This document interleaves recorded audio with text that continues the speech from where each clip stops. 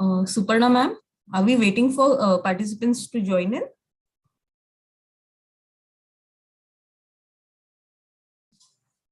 Start. No, that's okay. We can wait for another 5 minutes, sir. I'm start. Okay. Okay. Kiran ji, can you please start the recording? Thank you.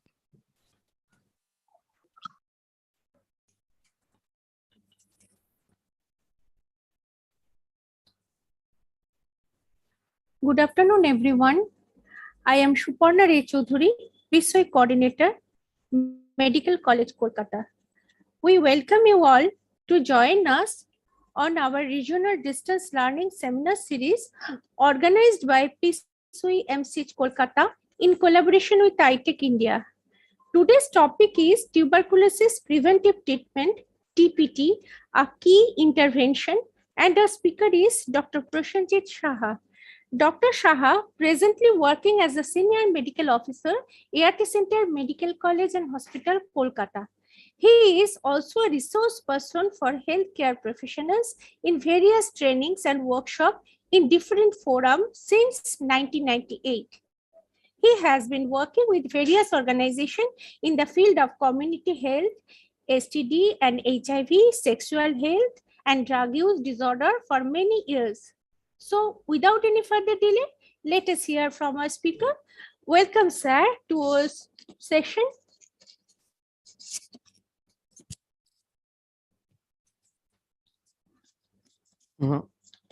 Hello, am I audible? Yes, sir, you're audible. Okay, fine. Thank you, ma'am. Good so afternoon, everybody. Yeah, sorry to bother. Can you please switch to full screen mode? Full screen mode. It's in full screen mode. Is it? It's in full screen mode, ma'am. Okay, because I can't see it. Kiran, is it in full screen mode? Full screen mode. It's in full screen, ma'am.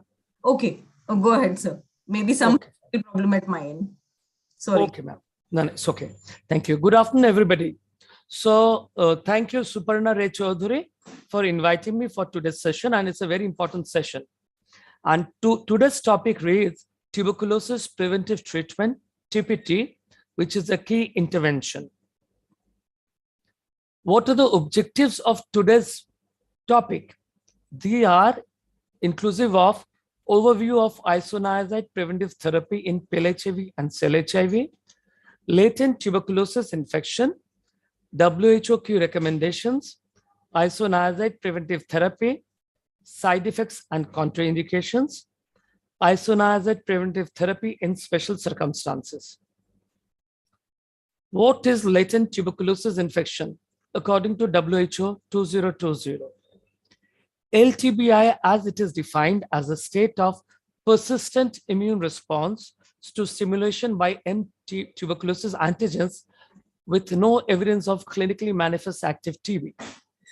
It is estimated that about a quarter of the world's population is infected with TB.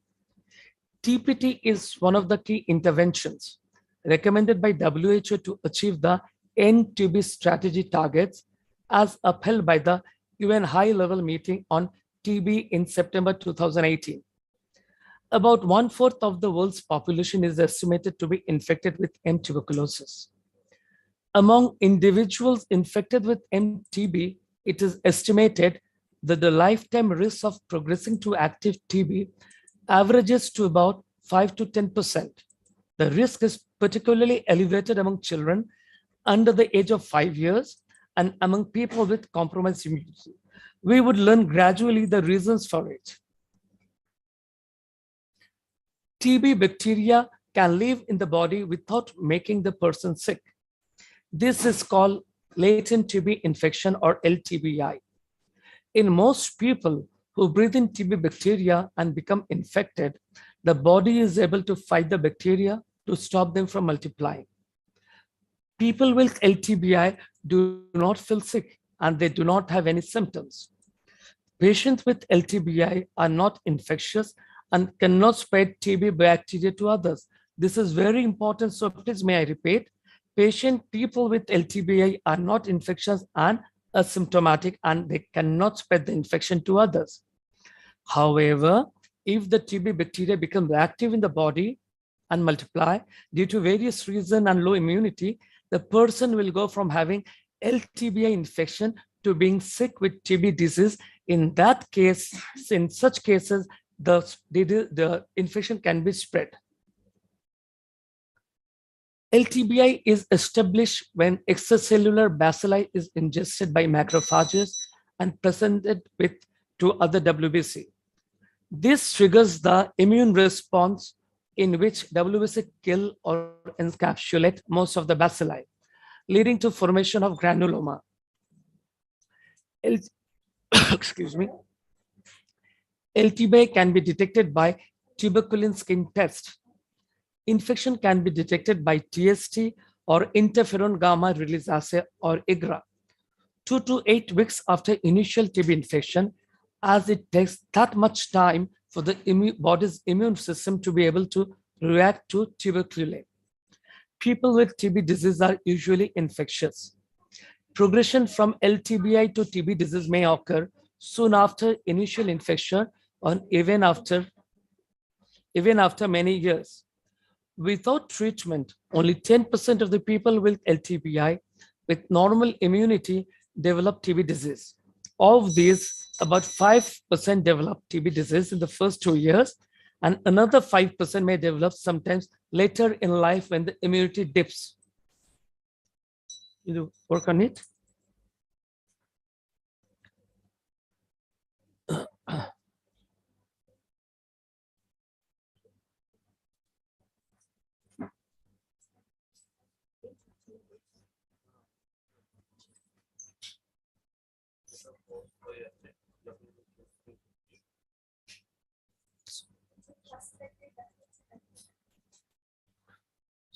So please bear with us. There's some glitches, technical glitches, and people are working on it.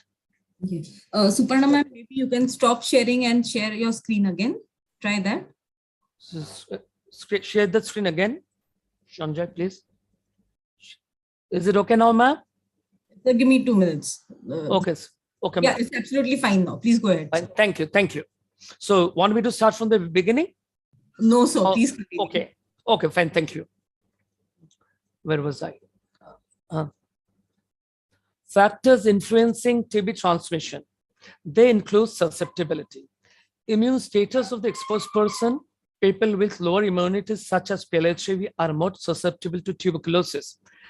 Infectiousness, number of TB bacilli that infected person expels into the air. More the number of bacillus expelled, greater is the risk of TB transmission. Environment, these are factors that influence the concentration of M. tuberculosis organism and exposure, proximity, frequency, duration of exposure, overcrowding, and so on and so forth. Latent TB progression to TB disease. There are some conditions in which increases probability of LTBI progressing to TB disease. They are HIV infection leading to immunosuppression, TB infection below 2 years, microbial persistence, moldering charcoal-like, children below 5 years, immunity needs to get developed. It takes around 5 years of life after birth.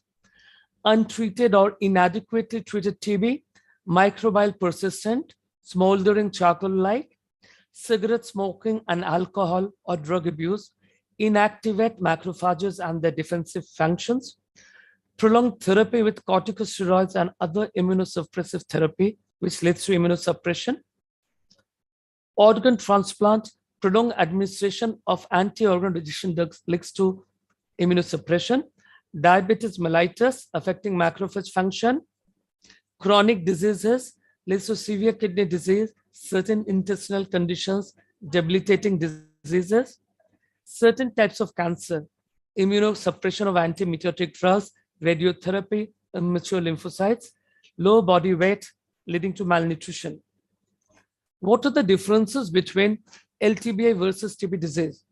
So on the left side, on the left of the screen, you have the LTBI column, and on the right side, you have TB disease of the lungs. So in LTBI infection, it is inactive, contain TB bacilli in the body, but it is inactive. It is asymptomatic, non-infectious, not a case of TB. Chest X-ray is usually normal. Blood test or TST is usually positive. Whereas in TB disease in the lungs, the TB bacilli are active and they're multiplying. TSC and blood tests are usually positive. Chest X-ray might be abnormal. Sputum may be positive. It is not asymptomatic. They have a lot of symptoms like cough, fever, and weight loss. There's a WHO symptom complex are present. It is often infectious before treatment, and it is definitely a case of TB. What is TST? Tuberculin skin test involves injection of small amount of PPD just below the skin surface on the skin of the forearm, intradermal. The result of the test can be read by trained healthcare worker within 48 to 72 hours after the injection. Normally, an immune competent person infected with TB for more than 2 to 10 weeks will produce an immune response to the PPD. That manifests itself through the development of an induration at the site of injection. Remember here, we measure the induration, the swelling, the heart swelling. We do not measure the redness. Next, a person non-infected with TB will usually produce no induration in the response to PPD. Induration is measured in millimeters. Reaction of 5 millimeter or more is positive in people whose chest X-ray suggests previous TB disease, people who are HIV positive, people with risk factors for HIV, IDU with unknown HIV status. Reaction of 10 millimeter or more is considered positive in IDU who are HIV negative, people with known medical risk factors for developing infectious TB such as diabetes, people from low-income population and high-risk population, healthcare providers providing services to infectious TB patients. LTBI can also be detected by or interferon gamma release assay or IGRA. Infection with HIV represents an important challenge for the control of TB. The challenge for controlling TB worldwide depends on the development of an adequate strategy to reduce the incidence of the disease in countries with a higher endemicity and in populations at higher risk of developing TB due to endogenous reinfection or due to the fact they are contacts of TB patients, especially those co-infected with TB and HIV. American Thoracic Society 2000 and CDC 2003. Several studies have shown that TB chemoprophylaxis reduces the risk of the disease in HIV-infected persons. The implementation of IPT successfully reduced the prevalence of TB in Brazil and Botswana. One of the strategies to reduce TB among patients with HIV recommended by WHO 2007, ATS 2000, and Center for Disease Control and Prevention 2003 is the introduction of INH. Evidence has shown that IPT is as efficacious but safer than rifampicin and pyrazinamide containing regimens. Children are such highly susceptible to infection with M. tuberculosis, and once infected are at much higher risk of progression to TB than adults. We have just learned it. The risk is greater for infants and children below 5 years of age because of the immaturity of the immune system. The situation is worse for those infected with HIV due to the accompanying immunosuppression that HIV infection causes. As a result, there is a need to protect this susceptible group from developing TB using safe and effective strategies. Some more studies. In Brazil, one study showed a 3.5-fold increase in the risk of TB in AIDS patient, De Castro Toledo et al. 2000. While another study concluded that chemoprophylaxis has an important impact on the survival of HIV patients with a positive tuberculin test, reducing the risk of TB by 38%, irrespective of ART, D. Pino et al. 2001. The use of both INH and ART in HIV patients is associated with a significantly reduced incidence of TB, Golub et al. 2007.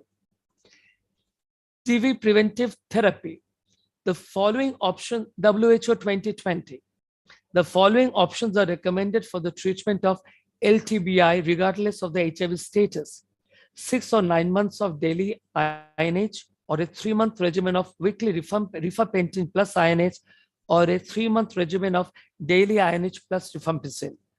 Or in settings with high TB transmission in adults and adolescents living with HIV who have an unknown or positive LTBI test and are unlikely to have active TB disease should receive at least 36 months of daily INH preventive therapy.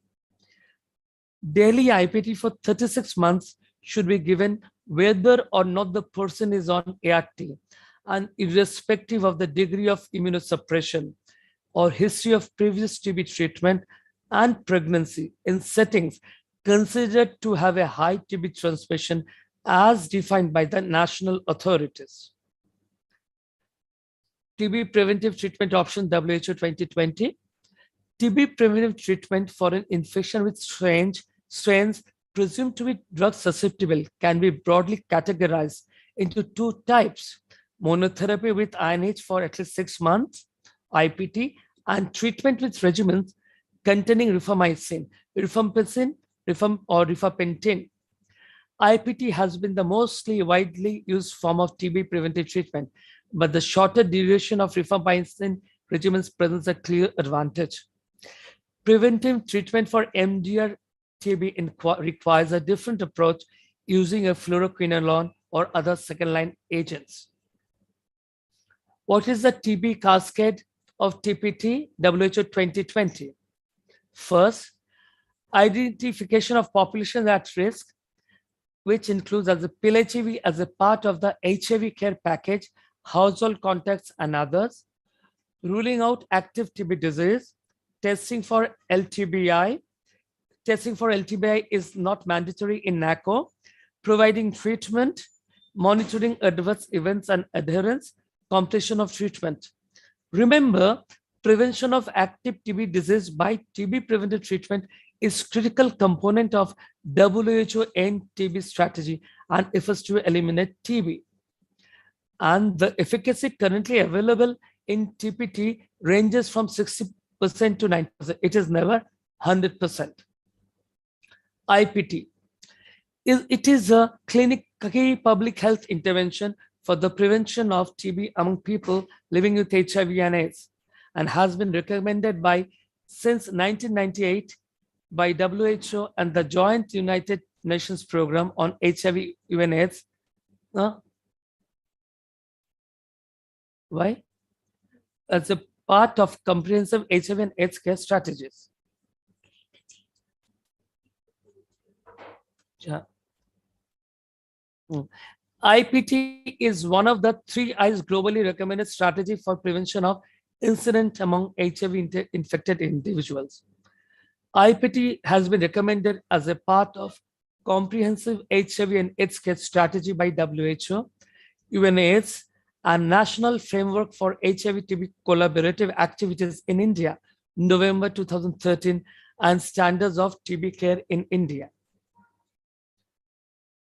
10% lifetime risk of developing active TB if infected with tuberculosis alone.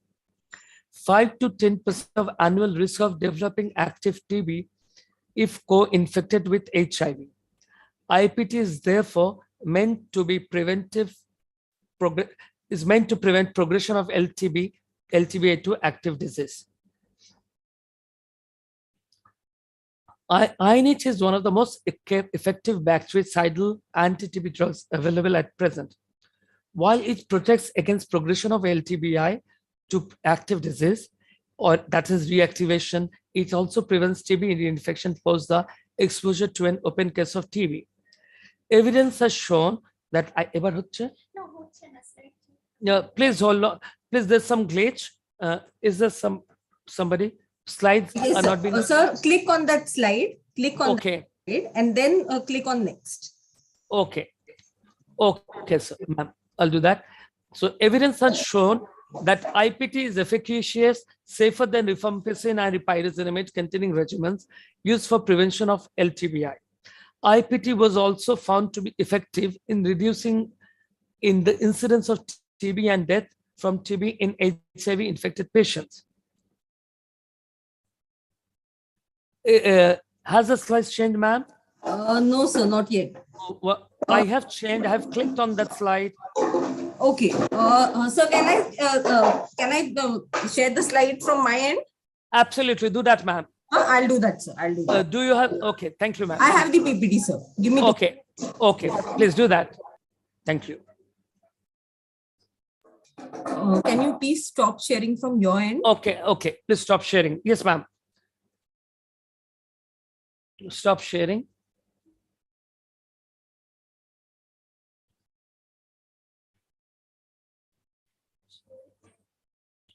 So have we stopped sharing? Yes, we have stopped sharing. Close the slide, PPT.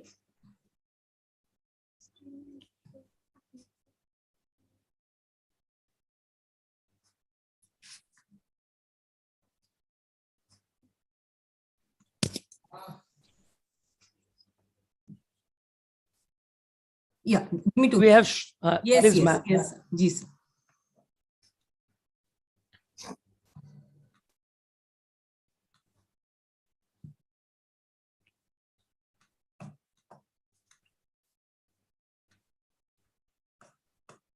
Is the slide visible? Absolutely, ma'am. Can I go to the next slide now?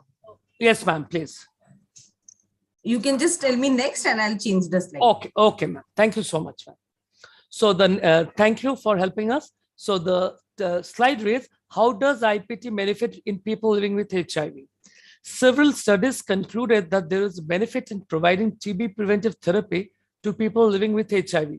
The efficacy of IPT in preventing active TB, relapse, reinfection, and toxicity is as good as regimen including pyrazinamide, rifampicin, and rifampicin. Thank you, ma'am. My next slide, please. WHO, HIV is the strongest risk factor for developing TB disease in those with latent or new MTB infection. The risk of developing TB is between 20 and 37 times greater in people living with HIV than among those who do not have HIV infection. TB is responsible for more than a quarter of deaths in people living with HIV. Next slide, please. In response to the dual epidemics of HIV and TB, WHO has recommended 12 collaborative TB-HIV activities as a part of core HIV and TB prevention, care, and treatment services. They include interventions that reduce the morbidity, mortality from TB people in living with HIV, such as the provision of early ART and the 3 I's for HIV and TB. Next slide, please. 3 I's for HIV TB includes intensified case finding of TB ICF, followed by high quality anti-tuberculosis treatment where applicable, isoniazid preventive therapy, infection control for tuberculosis. Next, please. Intensified case finding. All clients attending ICTC, ART centers, LAC plus centers, LAC should be screened for TB symptoms at every visit. Clients who have symptoms or signs, irrespective of their HIV status, should be referred to NTEP. We have changed the slide, but somewhere we are using the old slides. So NTEP for early diagnosis of, next slide, please, ma'am. Should be, next slide, please, ma'am. Okay. The infection control for prevention of TB in HIV care settings. There is a risk of transmission of TB infection occurring in healthcare facilities, including the laboratory, when patients remain undiagnosed and untreated for tuberculosis. This may be curtailed by early diagnosis and immediate initiation, adherence to NTEP treatment regimens. This prompt and timely action will make infectious TB patients rapidly non-infectious. It is now mandatory that any infection control plan of the facility should include infection control for TB and HIV and TB. Broadly, infection control needs to be addressed at 3 different levels. These includes administrative, environmental, and personal. Next, please. Infection control plan of the facility. Administrative controls. consists of triage to identify people with TB symptoms, suppression of infectious cases, control of the spread of pathogens, which includes cough etiquette and respiratory hygiene. There should be posters in different outdoors asking patients to do that and wearing masks. Rapid diagnosis and prompt initiation of TB treatment where applicable. Environmental control includes maximizing ventilation systems, natural or mechanical, and using upper room ultraviolet germicidal irradiation if applicable. Personal protective interventions include use of respirator and prevention, treatment and care packages for healthcare workers, including TB prevention, including HIV prevention, and ART and IPT for workers who are living with HIV. Next, please. For men, TB preventive strategies in pill HIV. This is by NACO slide. Intensified TB case finding with high quality ATT to cut TB transmission. Early ART initiation among PL HIV, we know that it's the test and treat policy we have. IPT and airborne infection control in healthcare facilities and congregate settings. Next slide, please. WHO, the new guidance strongly recommend at least 6 months of IPT for children and adults, including pregnant women, people living with HIV, those receiving ART, and those who have successfully completed TB treatment as secondary prophylaxis. Next, please. Screening for TB. At each visit of the ART center or ICTs anywhere in all the outdoors, all patients should be screened for 4 symptoms, WHO 4-symptom complex, screening to be done during pre-ART registration and follow-up visits, during ART initiation, monthly visits for pill pickup and medical follow-up, unscheduled visit for counseling visits. For any visits, they should be screened for TB. Screening is to be done by care coordinators, staff nurse, counselor, and SMO and medical officers. Next slide, please. The 4-symptom complex for TB screening among PLHIV includes, can be divided into adult and children. Some are common, some are not. In adult, we have current cough and fever, which is common with children, but those which are not common include weight loss in adult and night sweats. And in children, we have current cough, fever, poor weight gain instead of weight loss, and contact with a TB case. Next slide, please. Poor weight gain, we'll skip this slide. Next slide. Next slide, please. TB, this is a wonderful algorithm.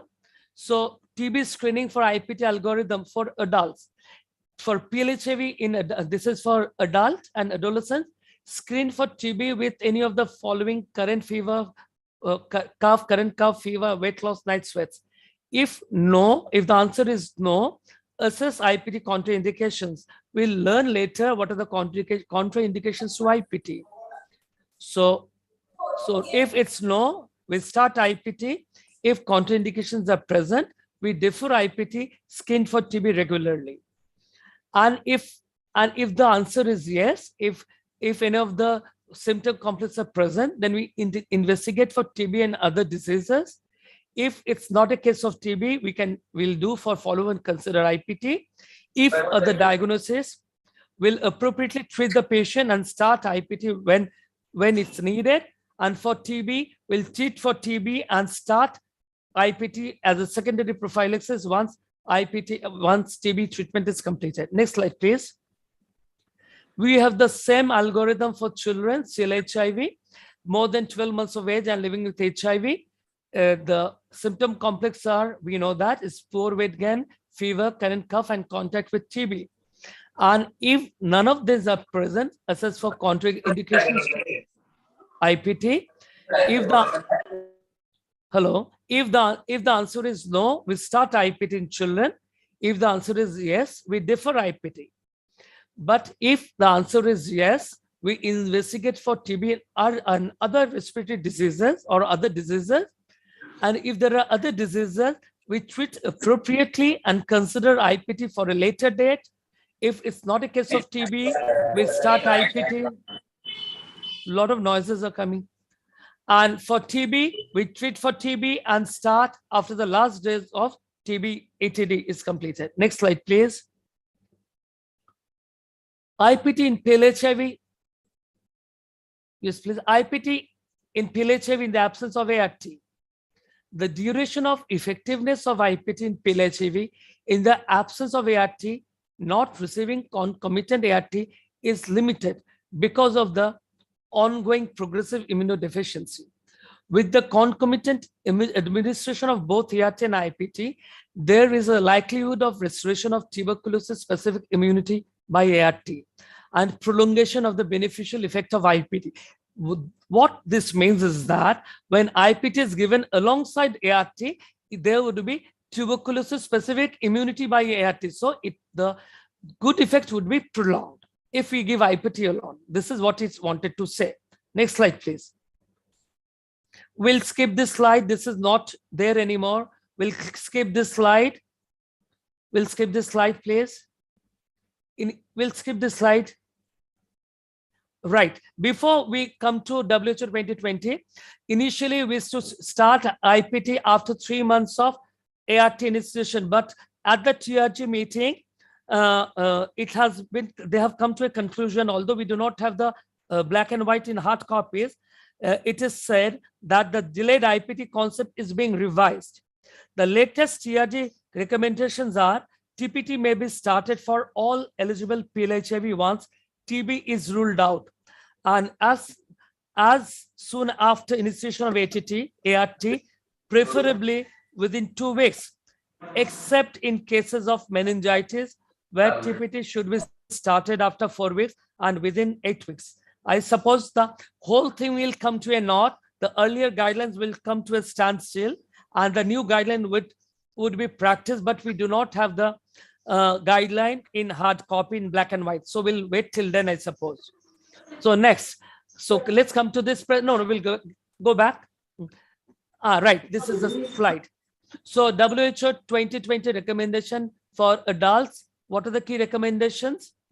Adults and adolescents living with HIV should be screened for TB according to a clinical algorithm. Those who do not, ma'am, we go back. Please, the previous slide.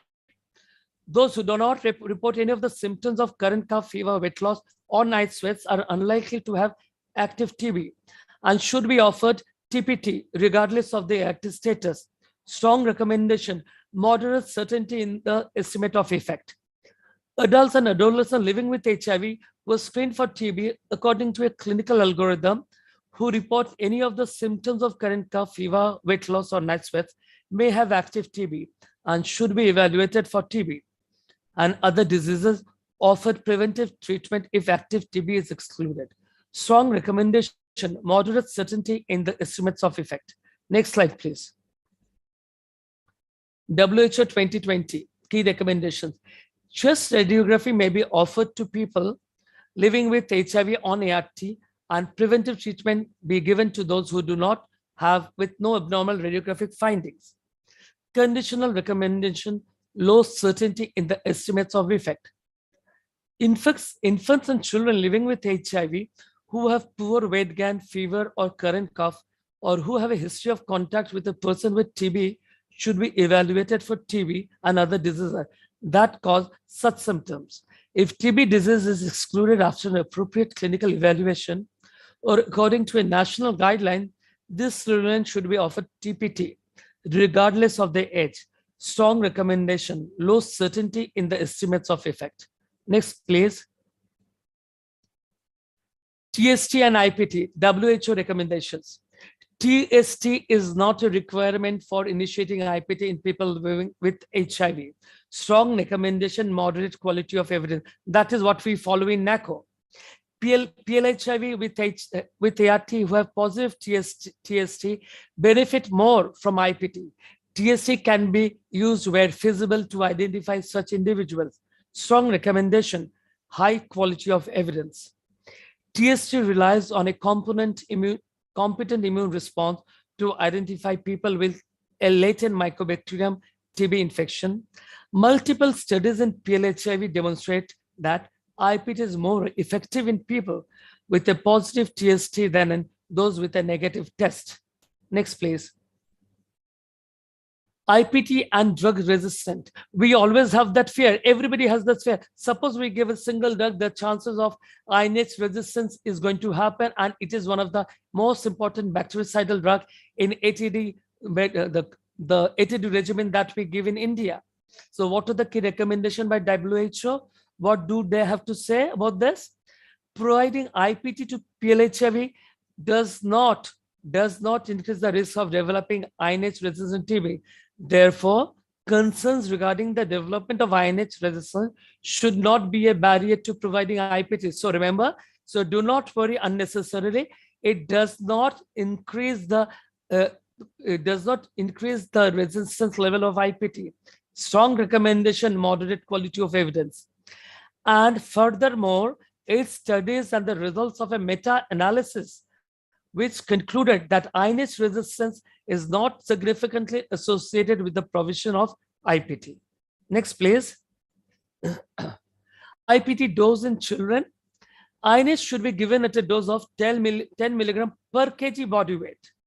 And it is desirable that vitamin B6 be supplied with INH at a dose of 25 mg daily. All available data to date suggest that INH is not toxic for children, even in those receiving ART. The following table shows a simplified dosing schedule for children. Total dose, as I've told you, 10 milligram of INH per kg per day. Next, please. We have this ready reckoner. So we'll go to the next slide, please. Secondary prophylaxis in children. Like adults, CLHIV are exposed to reinfection and recurrence of TB. All children living with HIV who have been successfully treated for TB and who are living in settings with high TB prevalence and transmission should receive IPT for an additional 6 months. IPT can be started immediately after the last dose of anti-TB therapy or at a later date, whichever is convenient for you and the patient. Next, please. But there are barriers to IPT implementation among the children. So it's very important because there are a lot of barriers in implementation of medicines in children because it leads to treatment fatigue, and as it is a chronic manageable disease, so HIV, which is, so it's very difficult to make them understand, especially the parents or the caregivers. So the barriers can be divided into more or less few of the headings. Lack of information provision by the healthcare providers. We do not say it clearly to the caregivers. What are the ways? What are the things to be done? So we have to give more emphasis to the in information sharing. Lack of awareness and risk perception of caregivers. Even though their child does not suffer from any illness, the caregiver might ask, why she's being treated is a question for all parents. And we know in CLHIV, there are a lot of, in all some cases or most of the cases, the parents are not there. It is the elderly grandparents who are looking after the children. So it's very, very difficult for them to make them understand. Next, fear of drug and its side effects. Concerns of the patient is how the little child will consume the tablets and the adverse reaction. So there'll be an add-on effect. And the pill burden. You have to give INH, you have to give Septran, and you have to give antiretroviral therapy. It's a lot of pill. When will the child have pill? And it takes its toll in non-adherence. So it's very, very important that you sit with the counselor should sit with the caregivers and make them understand. Next slide, please.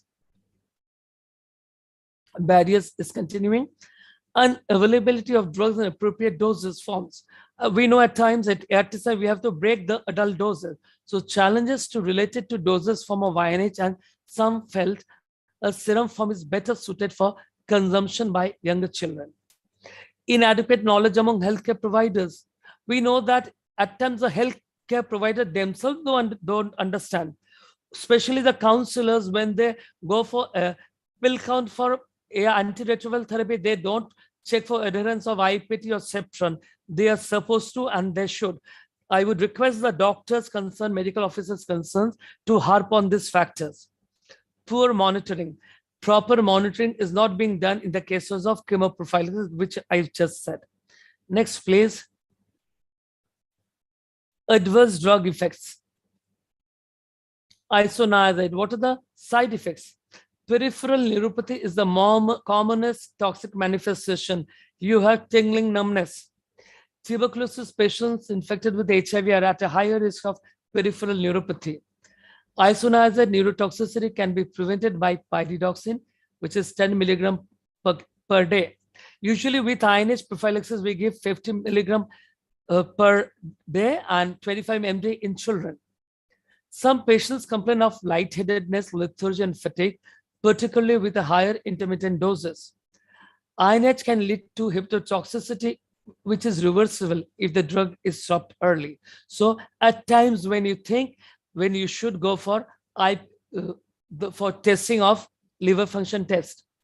Toxic psychosis and generalized epileptic convulsion is infrequent, but it does happen. I have seen a case of 2 in our center. Isoniazid increases the serum concentration of phenytoin and carbamazepine. Its absorption is impaired by antacids. Next slide, please. What are the contraindications to IPT when you cannot start IPT? Active TB disease, but once TB is completed, and we can start secondary prophylaxis.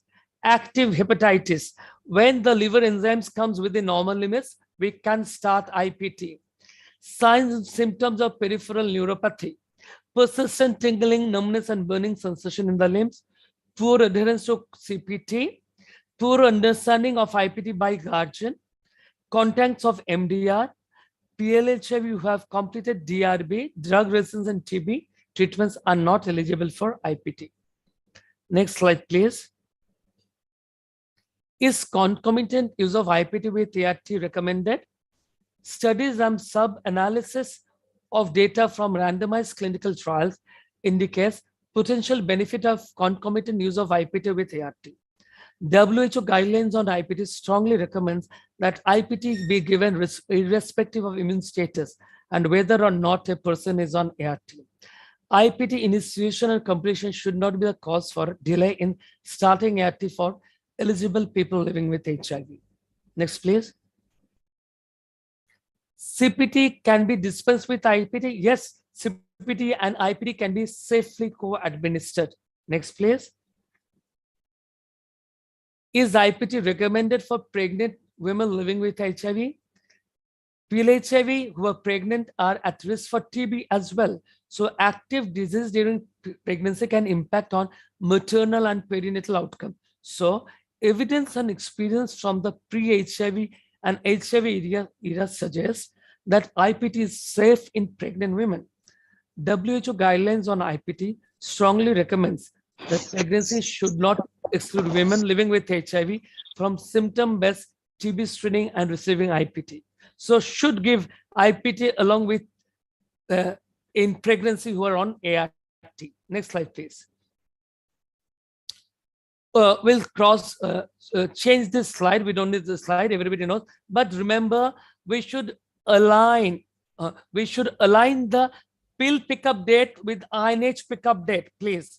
Next slide, please. So pill pickup date should be aligned. There should be synchronization. We cannot harass the patient. You come for IPT for one day and ART for the next day. It's not humanly possible. So think like a human being. Be human. So if you want to increase the adherence rate, if you want the person to adhere to both the pills, so you should sort of tailor make the date which will suffice both the dates. Next, clinical follow-up and adherence to IPT. People PLHIV on ART and receiving IPT should have regular clinical follow-up. They should be screened for on every visit because you never know, there can be breakthrough TB. So should undergo regular screening using TB symptom based by healthcare provider. Proper counseling to be done to ensure adherence to IPT. Conduct symptom-based TB screening. I've told this.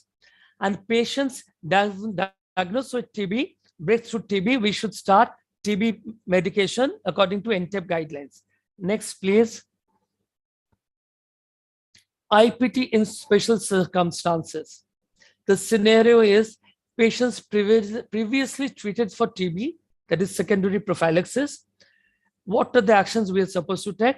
All CLHV, PLHIV who have successfully completed ATT treatment earlier should receive INH for 6 months. All CLHV, PLHV who have just successfully completed TB treatment for TB disease should receive another additional 6 months of INH. Scenario when IPT with ART is secondary prophylaxis. Combined use of IPT and with ART for CLHV and PLHV, irrespective of degree of immunosuppression, that is CD4 count, previously been treated for TB or pregnancy, ART should not be delayed while starting or completing to a course of IPT. Next, please. Scenario, IPT and pregnancy. Pregnant women living with HIV should not be excluded from symptom-based TB screening receiving IPT. INH is safe in pregnancy. Start IPT in all HIV-positive pregnant women, irrespective of their gestation period. Next, advise women to complete IPT if a woman becomes pregnant while taking IPT. Assure patient that IPT is safe while breastfeeding. Next, please. Scenario, IPT in children born to a microbiologically confirmed TB mothers.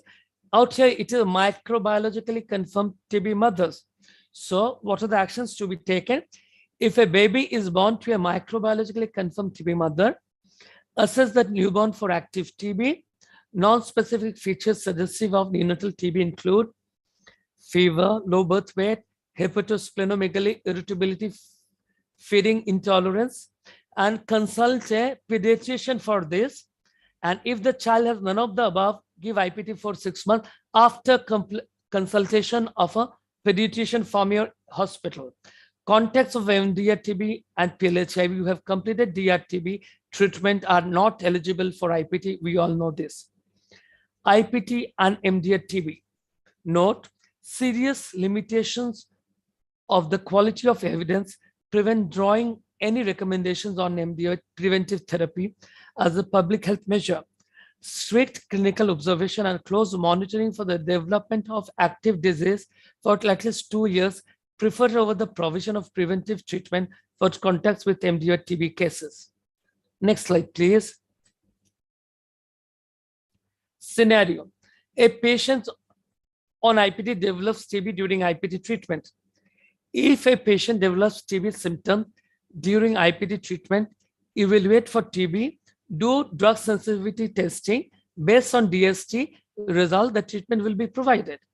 If the patient is DR-TB, refer to the DR-TB center. But if the patient, all the patients sensitive to all the drugs, then based on the history of ATT and duration of IPT, decide the following. If the patient has taken IPT, out here, remember, the original slide, this was the original slide, but I have made changes, which is not been shareable. It means it is always CAT 1. It is, we always give CAT 1. So it is irrespective. We do not have CAT 2 for HIV anymore. It is always ATT CAT 1, INS, rifampicin, ethambutol, and pyrazinamide.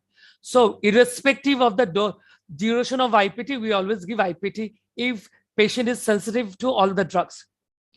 Next scenario, patient developed TB after IPT treatment.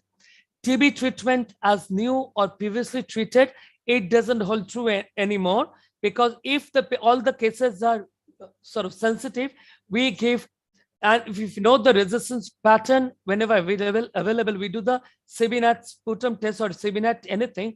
IPT is not recommended for any positive TB in such cases. Next slide, please. Scenario, if patient has taken IPT for less than 1 month in total and discontinued for any reason like toxicity or loss to follow-up, we go for adherence counseling. If it's less than 1 month, address the reasons for discontinuation, conduct ICF and start IPT in a fresh method and complete it for 6 months course. But if a patient takes IPT for 1 month, but less than 3 months, we go for counseling, start ICF and start INH afresh and complete it by 6 months to 9 months. But in a case where the IPT is taken more than 1 month and he has discontinued IPT for more than 3 months, then you do not reinitiate IPT. Next slide, please. What are the take-home messages? The integration, the messages are the integration of TB and HIV services leads to both better services for clients and greater impact in TB prevention. Adults and children living with HIV should be screened with a clinical algorithm, and those who do not report in any of the symptoms are unlikely to have active TB should be offered IPT. No mandatory chest X-ray and TSC requirement for IPT. Regular screening of those on IPT at every visit. Pregnant women, children, those on ART, and those who completed TB treatment should receive IPT. IPT is a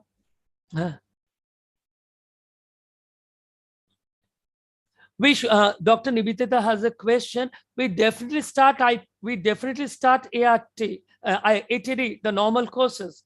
We do not delay ATD treatment. We do start immediately.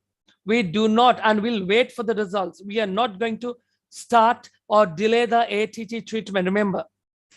Next, IPT is a core component of HIV prevention care and should be the primary responsibility of the AIDS program and HIV specific providers. And thank you so much. And I hope, and there were glitches, but thank you so very much for listening to me and bearing with us. And I'll hand it over to, you have any questions? Do you have any questions? So I hand it over to, if you don't have any questions, thank you. I suppose this is the last RDLS from PCOA Medical College, Kolkata. I hand it over to Suparna Ray Chaudhary. Thank you. Thank you, sir. Let us thank sir for this helpful session.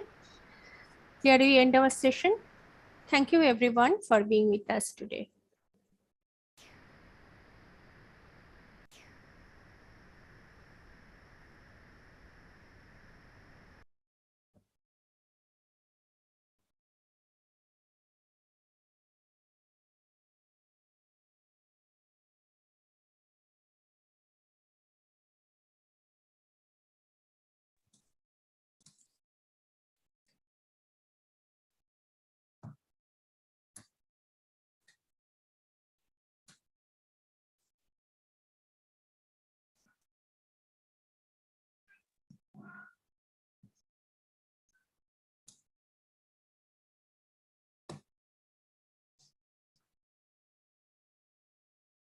Kiran? Yes, ma'am. Yeah, the session is over. Sorry, I got disconnected in between. Okay. Is the session over? Yes. Okay. Yeah, thank you to all the participants for patient listening. We'll conclude the session now. Tripathi sir, yeah, there's a question from your end. I'll pass this question to Suparna ma'am and ask her to call you, sir. There must be some technical problem at their end, at the PCOE end, because sir has logged out.